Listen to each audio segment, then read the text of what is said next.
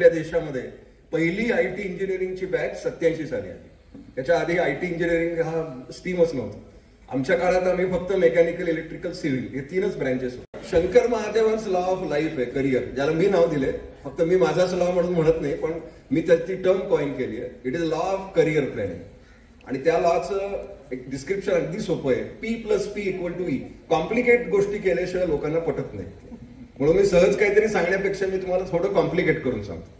P+P=E. First P is passion, स्वतःला ओळखा. Second P is profession, म्हणजे जे तुम्हाला आवडतं तेच तुमचं प्रोफेशन झालं पाहिजे.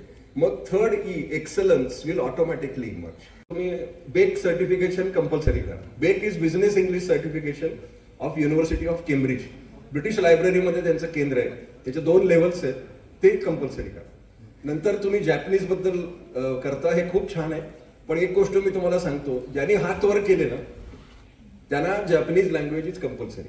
आणि ती अवघड भाषा आहे, पण लक्षात ठेवा आयुष्यामध्ये सोपं काहीच नसतं. पण एकदा तुम्ही N3 सर्टिफाय झालात तर तुम्हाला नवीन संधी उपलब्ध होतील जे इतरांसाठी नाहीत. आता जपानमध्ये 2.5 लाख ओपन जॉब्स आहेत. तुम्ही हायर एज्युकेशनला जाऊ शकता. इथं मल्टिपल ब्रँचेस असतील, म्हणजे जरी मेकॅनिकल इंजिनियर असाल तरी काही फरक पडत नाही.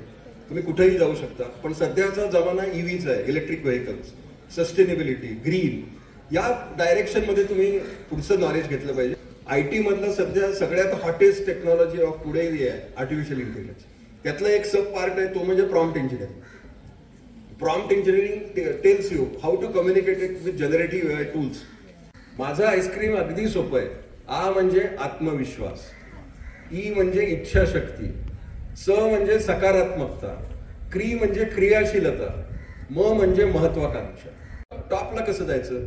The only way is to prepare your personality according to industry needs. Pains now, gains later. Timepass now, pains later. ज्या क्षणी तुम्ही वेळेकडं, टाइमकडं, कॅपिटल बघाल की हे माझं भांडवल आहे, तर तुम्ही यशस्वी व्हा. कुठलीही गोष्ट कधी वाया घालवू नका. आणि बदल करायचा असेल तर तो आजपासून करा, कारण टुमॉरो नेव्हर कम्स.